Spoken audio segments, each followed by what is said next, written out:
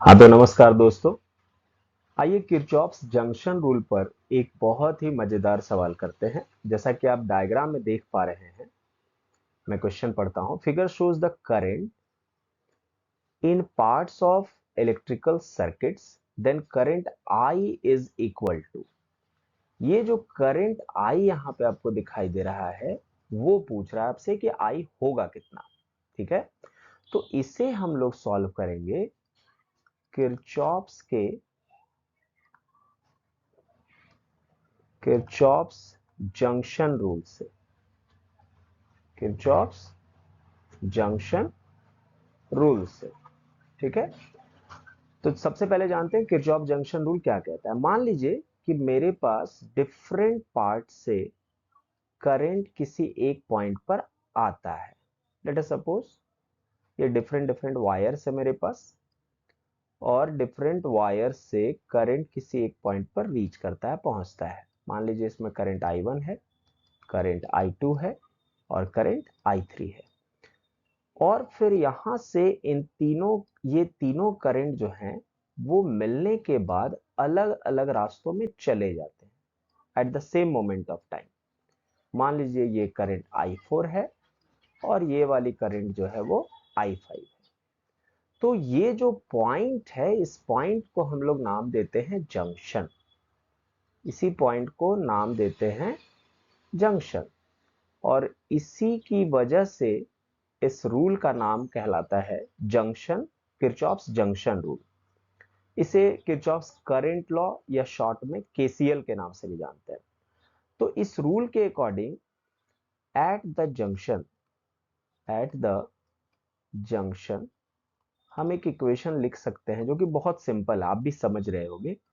I1 plus I2 plus I3, क्योंकि ये तीनों करंट उस जंक्शन पे पहुंच रहे हैं, और इक्वल टू हो जाएगा I4 प्लस I5, क्योंकि ये दोनों करंट उस जंक्शन को लीव कर रहे हैं, वहां से निकल रहे हैं eight the same moment of time. ये जो किरचॉफ जंक्शन रूल होता है वो कंजर्वेशन ऑफ चार्ज को फॉलो करता है। कंजर्वेशन ऑफ चार्ज को फॉलो करता है। ठीक है, ये आपको याद रखना है, क्योंकि जितना चार्ज इन पॉइंट्स पर या इस पॉइंट पर, इस जंक्शन पर डिफरेंट डायरेक्शन से आता है, उतना ही charge at the same moment of time वहां से निकल जाता है। जैसे देखिए कोई भी करंट है, मान लीजिए कि मैं करंट का डायरेक्शन चूज कर रहा हूं, ये आपको दिखा रहा हूं। जस्ट ऑपोजिट डायरेक्शन जो होता है करंट का, उससे चार्ज पहुंचता है उस पॉइंट पर।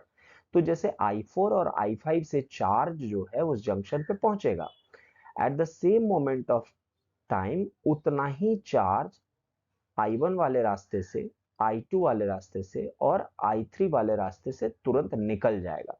कोई भी चार्ज इस पॉइंट पर स्टे नहीं करेगा, रुकेगा नहीं। और इसी वजह से ये फॉलो करता है कंजर्वेशन ऑफ चार्ज को। ठीक है, तो ये है किरचॉफ्स जंक्शन रूल। अब इसी पर देखिए, लगभग इसी तरह का यहाँ पे आपको डायग्राम देखने को मिल रहा है। यहाँ पे एक जंक्शन है, और इस जंक्शन पर ये जो करंट टू वे है, दोनों पार्ट से वो अराइव कर रहा है, पहुंच रहा है। तो आप सिंपली बता सकते हैं कि जो ये वाला जो एरो है यहां पर, 2a plus 2a, that means 2 ampere plus 2 ampere, इसका मतलब 4 एम्पियर जो करंट होगा इस लाइन से फ्लो करेगा। ठीक है, 4 एम्पियर का करंट। अब ये 4 एम्पियर का करंट जैसे ही आगे पहुंचता है, तो ये फिर एक पॉइंट यहां पे मिल रहा है जहां पर आप इसे जंक्शन कह सकते हैं। इस जंक्शन पे आप देखेंगे कि करंट एक डिफरेंट पार्ट से, 1 एम्पियर का करंट जो है वो एक पार्ट से निकल जा रहा है।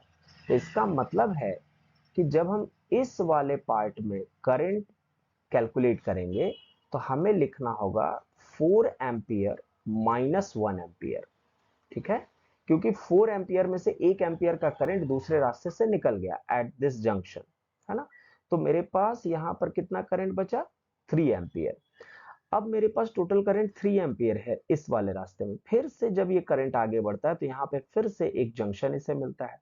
अब इस जंक्शन में आप देखेंगे कि इस वाले रास्ते से 1.3 एम्पियर करंट फिर से निकल जा रहा है, तो दूसरे वाले रास्ते में कितना करंट रह जाएगा।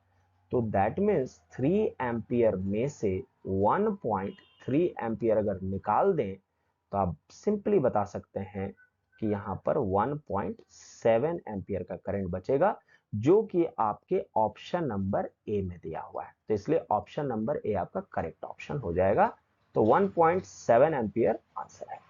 उम्मीद है कि इस क्वेश्चन को आपको बनाने में असुविधा नेक्स्ट टाइम से नहीं होगी। आप इसे एक बार फिर से प्रैक्टिस करेंगे और इस तरह के क्वेश्चन बनाने का प्रयास करेंगे। मिलते हैं अगले वीडियो में। जय हिंद।